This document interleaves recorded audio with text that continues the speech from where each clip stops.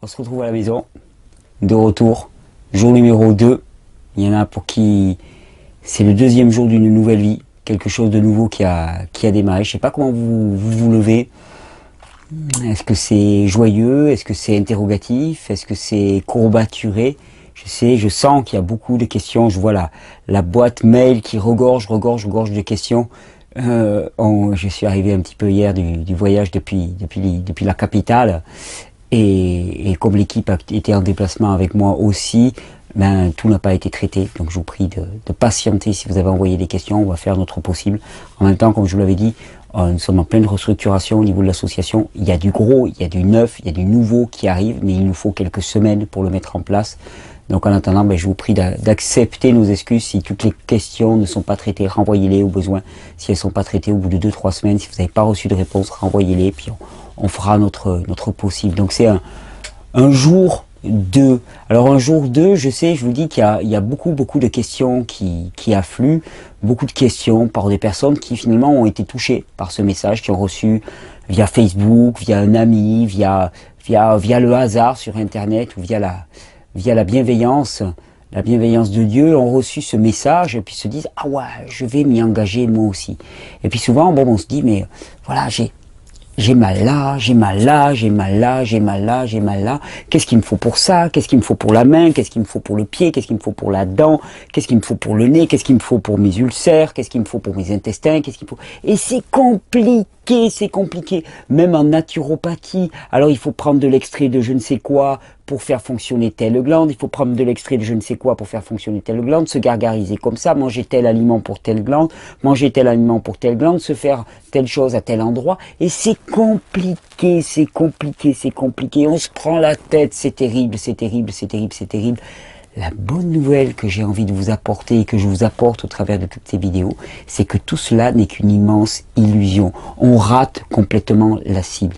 Il y a une unicité des causes à tous les troubles que nous tous nous pouvons expérimenter.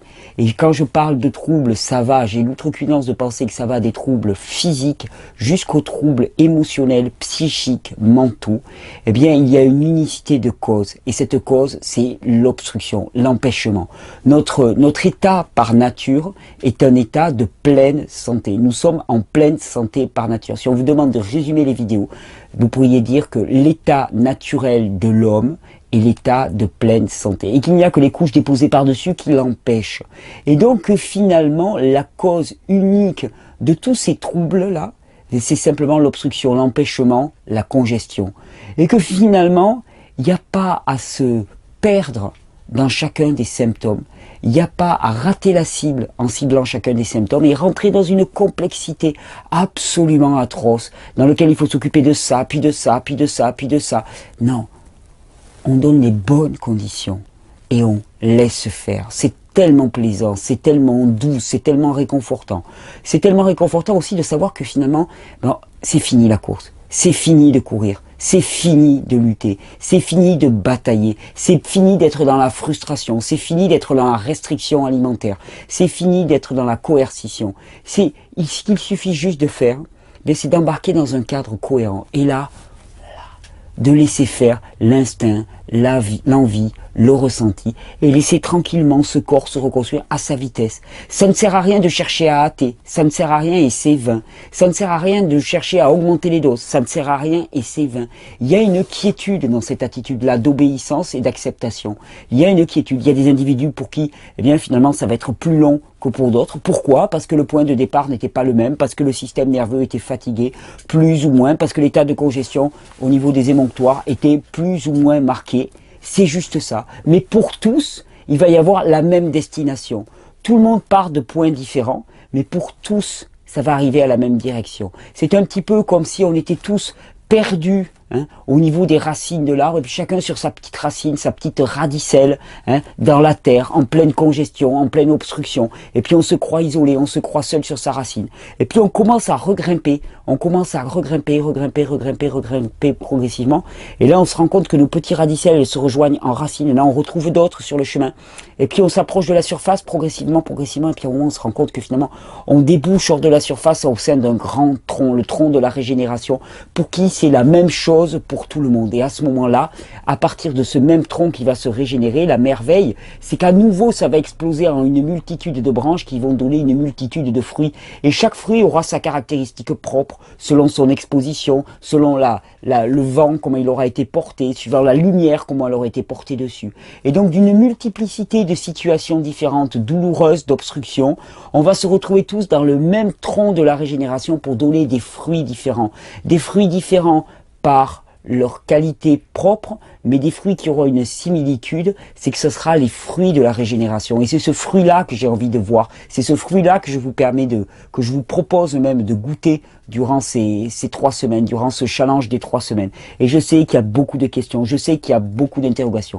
Je vous prie pendant ces 3 semaines de cesser de penser de la manière courante, de cesser de penser avec cette pensée rationnelle, cette pensée issue de notre héritage grec dans lequel on veut toujours tout prouver, on veut toujours tout poser sous forme d'équations, avec des preuves dites scientifiques, qui la plupart du temps n'ont de rationnel que le nom. Cessez ça et rentrez effectivement, délibérément dans de la croyance. Je sais qu'il y en a que ce mot chatouille. Eh bien, on ne peut pas voir se manifester la régénération si on n'y croit pas. Si on ne croit pas à ce message, on ne se donne pas les conditions pour le voir apparaître. Donc il y a un temps où il faut de la croyance. Et les gens qui me disent, non mais moi la croyance, j'en suis complètement exempt, je ne veux pas entendre parler de croyance, méfiez-vous. Les gens qui prétendent avoir le moins de croyance sont ceux qui en sont le plus pétris. Ils en sont tellement pétris qu'ils ne s'en rendent même pas compte. Donc, pour tous, ça va être le même train. Les vitesses ensuite vont être différentes. C'est pour ça qu'il y a plusieurs programmes qui sont proposés. Plusieurs programmes bien, pour permettre à chacun de s'adapter. Mais vous avez vu, il n'y a pas le programme d'un tel, le programme d'un tel, le programme d'un tel, le programme d'un tel. La notion d'adaptation individuelle est un leurre. C'est une notion qui finalement eh bien, nous individualise de manière à ce que nous soyons chacun dépendants du diagnostic, de l'avis de quelqu'un qui serait un spécialiste de la spécialité. C'est absolument pas le cas. On l'a vu au cours de ce cours fantastique qui s'est passé à Paris. Je tiens vraiment à remercier toutes les personnes qui ont assisté pour la qualité, l'intensité de nos échanges dans une salle qui parfois était surchauffée à la fois par l'intensité, par la densité des personnes, par l'émotion, par la passion qui transpirait de tout le monde. J'ai été porté d'une manière colossale, alors que, peut-être que vous l'avez pas vu, mais alors que j'avais 3 côtes fêlées. J'ai pas dormi de la nuit parce qu'il se trouve que l'appartement qu'on avait loué était bombardé par des réseaux Wi-Fi et que moi dans ma campagne j'y suis pas habitué, que je ne supporte pas le Wi-Fi. Et bien malgré tous ces signes qui auraient pu être finalement des raisons de renoncer, d'être fatigué, j'ai été porté. C'est pas ma volonté personnelle, j'ai été porté par toute cette énergie et cette passion et je vous remercie. Et dans cette formation, dans ce début de formation qui va continuer fin janvier, eh bien dans ce début de formation, on a vu à quel point eh bien, il y avait une multitude d'expressions, mais qu'il ne fallait en aucun cas se laisser leurrer. Ce sont des leurres, ces multitudes d'expressions qui ont tendance à nous faire tourner la tête vers là, tourner la tête vers là, tourner la tête vers là, et qui nous font rater la cible. En fait, la cible, elle est droit devant. Restaurer les conditions normales pour que se manifeste cet état naturel de l'humain, cet état naturel qui est l'état de pleine santé. Au cours de cette semaine, c'est ce que je vous propose d'expérimenter. Alors il y en a pour qui c'est le jour 2, le jour 1, je ne sais pas comment il s'est passé. J'ai vu passer un message, je vais piocher là au cours des semaines dans les messages que je vois passer. On va avoir du mal à répondre à toutes les questions, par contre je vais piocher un peu au hasard. C'est pas parce que un est gentil, l'autre est méchant, je pioche au hasard. Petit matin, j'ouvre mon ordinateur et je vois ce qui vient. Donc là je vois une question de Sonia qui me paraissait bien partie pour introduire cette première semaine. 3 semaines, on va avoir le temps de faire du chemin ensemble. 3 semaines, c'est moi ça me réjouit. 3 semaines d'intimité comme ça. 3 semaines, j'ai déjà un petit peu les idées comment ça va se développer, mais en même temps je sais que je vais toujours être surpris par ce qui va venir. Voilà 1 an et demi que je vais vers le cru, je stagne à cause de nombreux craquages. Je sais donc qu'en allant en terra incognita, je vais être éprouvé. D'ici 2-3 jours, je vais avoir envie de pizza ou de pain ou de fromage. Je sais aussi que c'est émotionnel, pas que. Non, c'est physiologique aussi. C'est physiologique et c'est lié à la population que tu as dans tes intestins, qui réclament leur pitance. C'est beaucoup plus physiologique que émotionnel. Quel conseil me donnerais-tu pour que ces 3 semaines soient une réussite? Je me suis fixé comme objectif de faire 3 semaines sans poison. C'est important pour moi, c'est un cap que je passerai. J'ai par ailleurs un fibrome à l'utérus. Que puis-je faire durant ces 3 semaines? Cataplasme à l'huile de ricin? Point d'interrogation. Excusez-moi, il y a un copain là qui est en train d'utiliser une machine pour scier.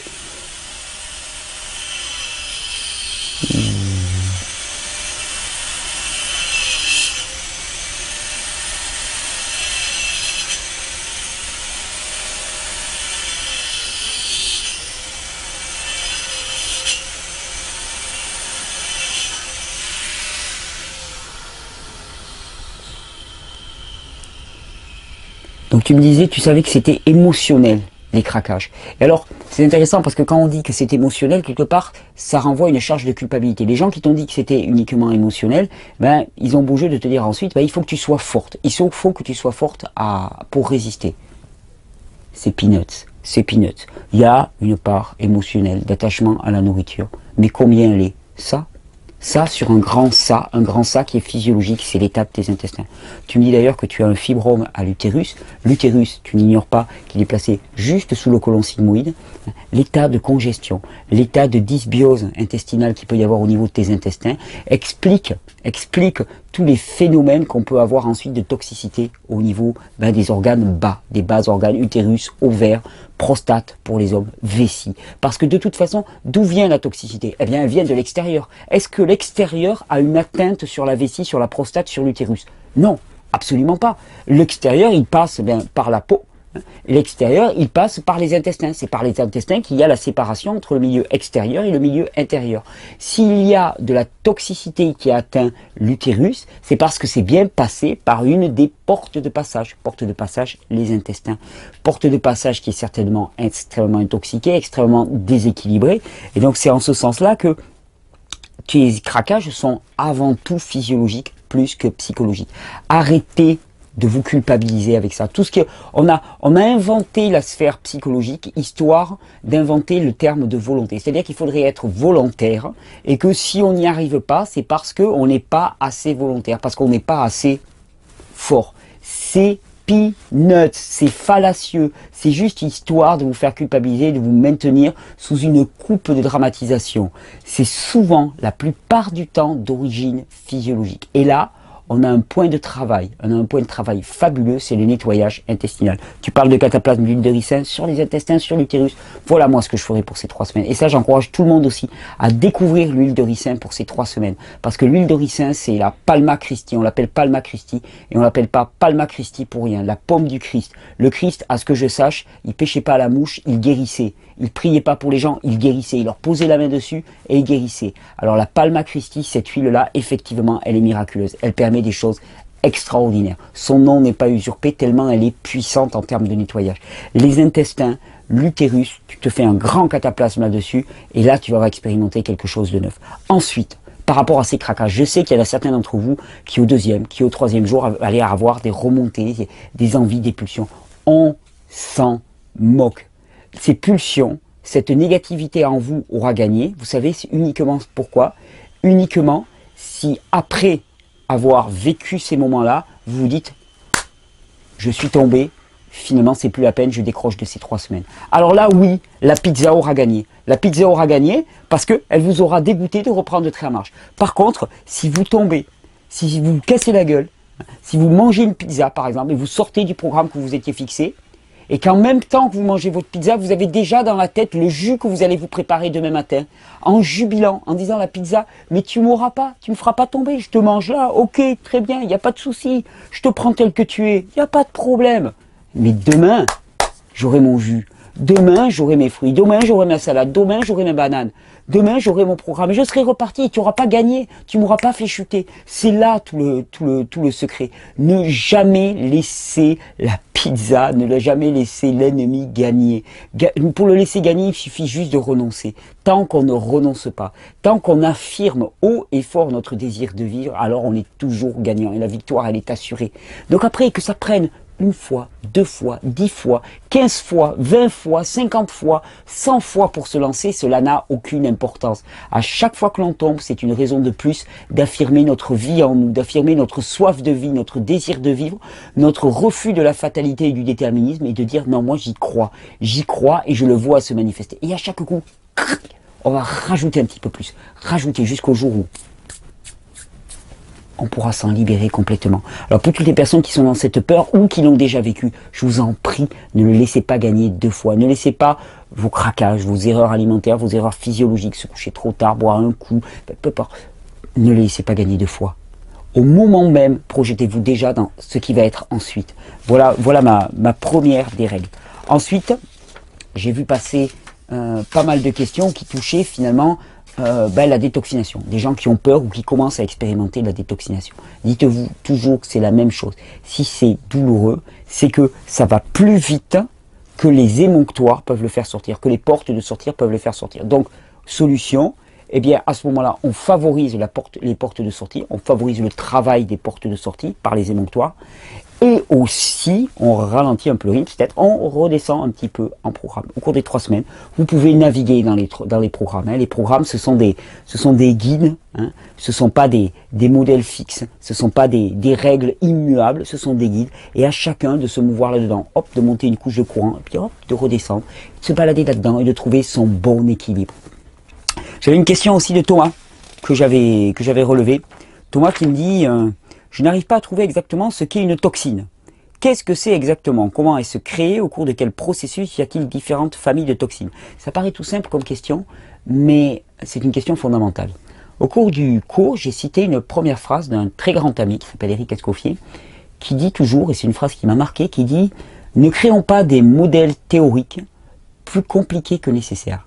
Ne créons pas des modèles plus complexes que nécessaire. » Une toxine, c'est quelque chose qui va être un déchet pour l'organisme. Qu'est-ce que c'est qu'un déchet pour l'organisme? C'est un produit qui ne peut pas être réutilisé par l'organisme et qui va venir s'accumuler. Alors, dans ce terme-là, on va mettre énormément de choses, énormément de produits qui vont venir encombrer l'organisme. On va me dire, oui, mais c'est pas précis ça. Tu nous as pas dit exactement quelle famille chimique c'est. Tu nous as pas dit quelle classe chimique c'est.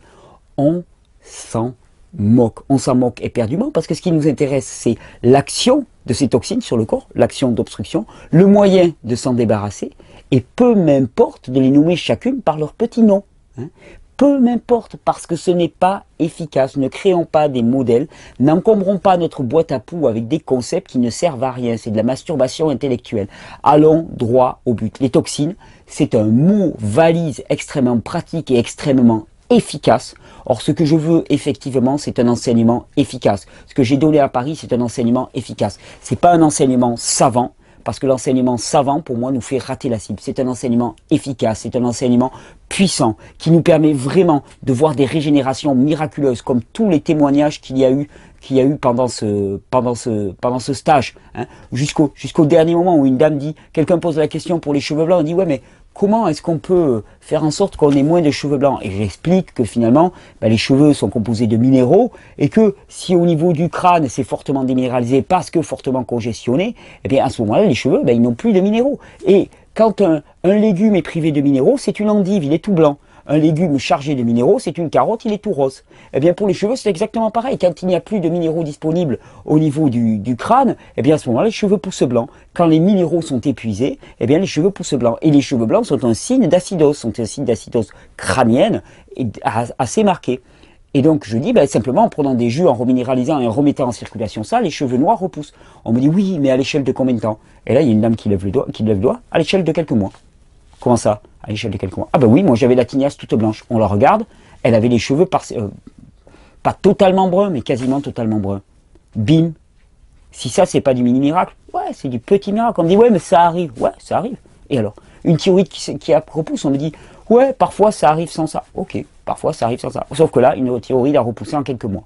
C'est tout. Je constate. Vous savez, les stratégies, les leurres de notre mental sont énormes. Ils vont nous persuader. Dans un premier temps, ils vont ignorer la chose quand on va nous parler de régénération. Dans le deuxième temps, ça va le ridiculiser. Et dans le troisième temps, ça va essayer de le minorer, de le récupérer. En disant, ouais, non, mais ça serait passé n'importe comment. De toute façon, tout le monde voit une thyroïde qui repousse. Tout le monde voit des cancers se guérir. Tout le monde voit des maladies de Parkinson s'arrêter complètement, les tremblements s'arrêter. Tout le monde voit une régénération des poumons après une tuberculose profonde. Tout le monde voit des hépatites C disparaître. Tout le monde. Effectivement, ça se sait. Les hôpitaux sont vides actuellement. Il n'y a aucun problème, dormez tranquille. Donc qu'est-ce qu'une toxine exactement? Une toxine, c'est un produit qui est en trop. Il y a les toxines exogènes qui viennent de l'extérieur. Et si elles viennent de l'extérieur, il faut bien qu'elles passent soit par la peau, soit par les intestins. Donc toute toxine exogène qui est présente dans le système, elle vient de la peau ou des intestins. Et principalement des intestins parce que c'est par l'alimentation qu'on consomme le maximum de toxines. Ou alors elle peut être endogène, c'est-à-dire produit simplement par le métabolisme, par le fonctionnement des cellules. Mais là, il y en a une toute petite quantité, et s'il n'y avait que ça, on ne s'embêterait pas et on ne serait pas toxique. Donc la plupart du temps, ce sont des toxines exogènes, ce sont des produits dont le corps ne peut rien faire. Le corps ne peut strictement rien faire. C'est un peu comme si, dans le carburant que tu mets à ta voiture, tu t'amusais à mettre des pop-corn. Bon, ben, tu mets des pop-corn, tes pop-corn, au bout d'un moment, eh ben, ils vont être dans le réservoir, ils vont venir boucher le canal d'approvisionnement de ton moteur. Ce sont des produits qui ne servent à rien, qui sont des déchets. Alors, peu importe de savoir si c'est un pop-corn X ou un pop-corn Y, c'est un pop-corn et le pop-corn n'a rien à faire dans le réservoir. Mais c'est exactement pareil pour les toxines. Les toxines sont des déchets, des produits qu'on ne peut pas utiliser à l'échelle de l'organisme. J2, jour 2. Je crois pas que ça détoxine encore trop fort. Puis si ça détoxine un petit peu fort, jus de citron, vous calmez le jeu. Je pense qu'on parlera de détoxination demain matin. On va y aller tranquille. Petit témoignage. J'ai envie de vous passer un petit témoignage. Ah, mais d'abord, j'en avais un petit à vous lire quand même qui m'a bien plu parce qu'il avait bien la pêche. D'ailleurs, ceux qui ont envie d'envoyer des témoignages de réussite par écrit, qui ont bien la pêche, qui montent bien leur niaque, envoyez-les. J'aurai du plaisir à les lire le matin. Donc Damien qui me dit, me revoilà, tu nous as écrit en juin pour confier ton ressenti et les résultats de ta cure de jus. 6 mois après avoir commencé, bon, t'as fait une pause en juillet, vacances oblige, c'était un peu dur, mais bon. Le 22 mai, j'ai démarré une cure avec comme règle 500 ml de jus pressé le matin, 2 litres d'eau par jour minuit, un autre jus ou salade crudité dans la soirée, un repas normal à midi, équilibré et léger, réduire à 1 ou 2 prises les protéines animales par semaine, ce qui est pour moi un changement étonnant, je vous l'assure, je te crois. Le pain et autres féculents seulement le matin, 3 séances de sport par semaine, 1 heure avec 3 séances de sauna par semaine avec bain froid derrière, minimum 8 heures de sommeil par jour. Résultat, 35 kilos perdus. J'étais à 152 kilos pour 1m90. Fatigue chronique envolée, sciatique envolée, paresse envolée, clarté d'esprit retrouvée au travail, surtout c'est extraordinaire. Certains vous diront que ça arrive tout le temps, que c'est juste anodin et qu'il ne faut pas mettre ça à l'actif des fruits et des légumes. Merci encore pour votre travail d'info, vous me sauvez la vie, c'est toi qui t'es sauvé la vie. Et donner à mes enfants un papa en pleine forme. C'est ça que je veux entendre, c'est ça que je veux voir se manifester. C'est ça, on nous a parlé, je vous ai promis, alors prenez-moi au mot, manifestez-le, manifestez-le. À Paris, on l'a entendu, manifestez-le. On a besoin de tous vos témoignages, on a besoin de toutes vos manifestations. Mon objectif est d'atteindre les 100 kilos avant le printemps, yes, et surtout garder cette hygiène de vie pour le reste de ma vie. Excellent, Damien, excellent, je te remercie pour ce superbe témoignage. Ceux qui n'ont pas commencé le premier jour, vous avez le droit de nous rejoindre le deuxième jour. Et on va même arriver à faire des vidéos longues. On va terminer quand même avec un petit témoignage, cette vidéo. Je vous ai mentionné plusieurs fois un prénom, le prénom d'un petit enfant qui s'appelle Guillaume, que j'ai très à cœur. Guillaume est un enfant auquel je pense très souvent. Je pense à Guillaume, je pense à Jules aussi, je pense à Shelby aussi, enfin, voilà, à Shirley, voilà, plusieurs enfants auxquels je tiens particulièrement. Il y a des gens comme ça qui me touchent, un peu comme Donatien que j'ai rencontré il y a 2 soirs de ça et à qui j'ai dit tu peux compter sur moi mon pote, tu peux compter sur moi et ton Parkinson, tu vas manifester que le Parkinson ce n'est rien sinon une question d'obstruction et je sais qu'il va le faire et je sais que ça va être magnifique. Eh bien Guillaume avait eu un vécu un peu complexe, un début de vie un petit peu complexe et pour Guillaume ça a été une merveilleuse histoire parce qu'il a eu une maman qui avait bien la niaque. Alors je laisse Marion vous raconter le reste. On se retrouve demain, J3, on fait un pas de plus en terra incognita. N'oubliez pas de vous abonner, de partager, de mettre partager ces vidéos sur Facebook, les balancer partout. Il s'agit de contaminer avec la régénération, contaminer avec la jubilation, contaminer avec cette force de vie qui se manifeste et ce cri qui dit je vis. Marion, à toi. Salut Marion. Bonsoir Thierry. Bon écoute, là on le fait un petit peu à la sauvette, un petit peu sur le quai du Gard, mais ça me fait vraiment plaisir de te rencontrer, puis j'avais envie de recueillir un peu ton témoignage.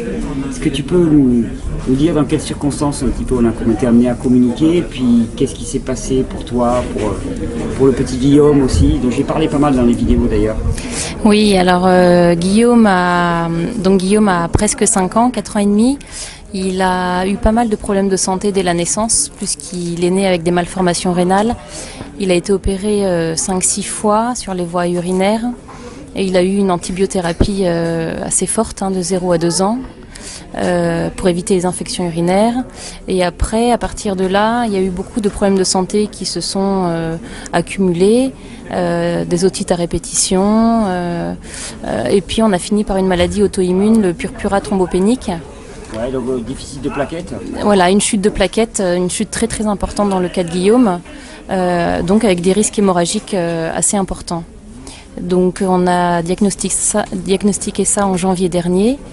Et voilà, donc je t'ai envoyé un mail à ce moment-là pour te demander des conseils, de l'aide, parce que la seule chose qu'on proposait, c'était des perfusions d'immunoglobulines, des corticoïdes, et après on devait passer à la chimiothérapie et aux immunosuppresseurs.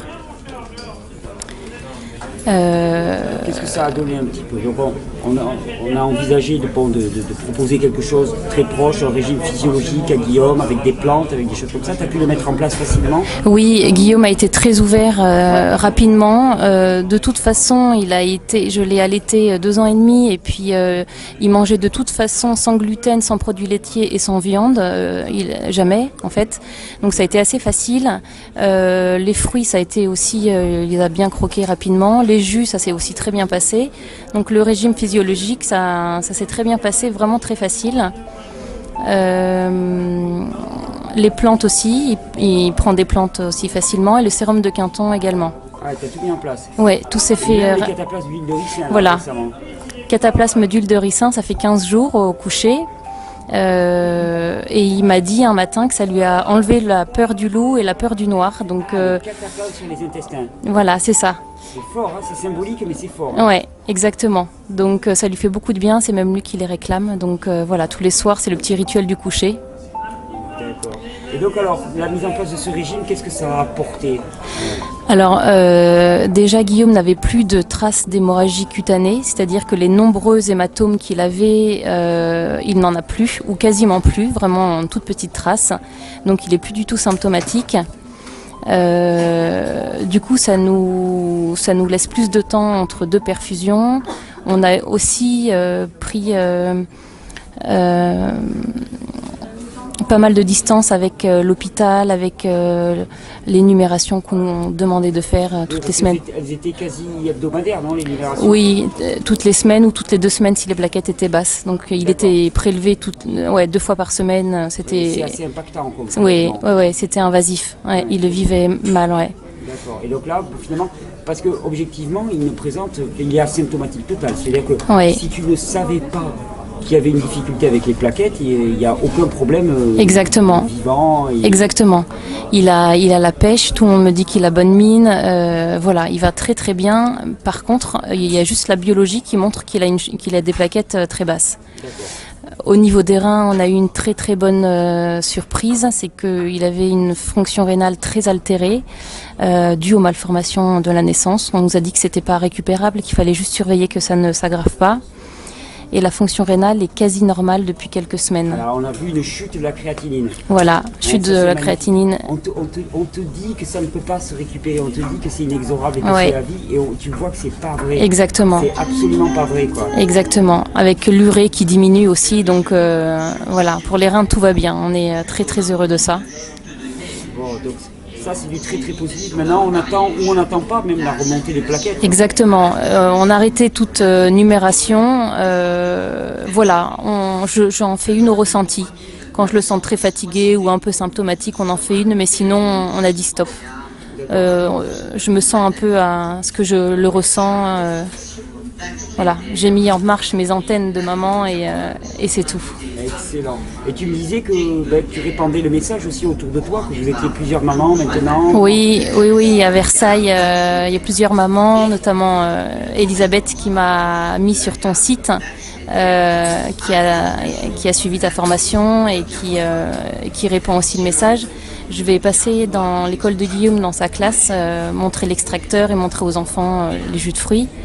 Et on va essayer, de faire des commandes groupées de fruits, de légumes, etc. Oui. Exactement, le changement vient de la base. Tu me disais même que tu as ouvert un petit compte pour faire du parrainage interne de juiceurs? Voilà, on a eu une petite somme qui nous est tombée dessus, vraiment toute petite, et Guillaume m'a dit, et si on faisait des jus avec? Donc on a ouvert un compte, c'est un compte spécial parrainage, donc on a de quoi parrainer 3 personnes en même temps, et voilà, en général ce sont des amis ou des voisins, donc on passe pas par l'association, ça se fait directement. Magnifique, voilà. Magnifique. Ça, c'est de la belle histoire. Ça, c'est la belle histoire. Tout ce qui me plaît, finalement, c'est cette espèce de refus de l'immédictabilité, quoi, et de dire, mais finalement, non, c'est pas définitif, c'est pas à vie. Ouais, c'est ça. Ce qui était envisagé, quand même, c'était une chimiothérapie, une ablation de la rate, hein. Exactement. Dire, quoi, hein. Chimiothérapie, immunosuppresseur, voilà. Et enfin, ablation de la rate, c'est ce qui nous attendait. Oui, tout à fait. Et tout ça, maintenant, mais c'est oublié. C'est oublié, on ne veut plus en entendre parler. Alors, effectivement, on reçoit des courriers, on nous appelle, voilà, on nous dit qu'on prend des risques, beaucoup de risques. Voilà, après, les jus donnent beaucoup de force. On se bat, c'est vrai que c'est un combat, comme tu dis, c'est un vrai combat, mais voilà, on est très heureux, c'est probablement la plus belle expérience qu'on est en train de vivre avec. Puis c'est un beau combat parce que de ton exemple, il y a d'autres mamans, il y a d'autres enfants qui vont en profiter, quoi. Et c'est vraiment un combat pour la vie, quoi. Ouais, exactement. Surtout à l'échelle d'un enfant, quoi. C'est somptueux. Ouais, c'est ça, c'est ça. C'est vraiment magnifique. Il faudrait que je fasse juste un petit plan, Guillaume. Non, non, Guillaume ne veut pas se montrer. Alors on va respecter aussi son souhait. Je te remercie vraiment, Marion. Merci à toi, Thierry. Merci à toi, merci aussi à toute ta famille, parce que je sais qu'ils sont tous avec toi et j'ai reçu des témoignages fantastiques de ta maman, de ta sœur, et ça m'a beaucoup touché. Merci à toi, Thierry. Merci, Marion.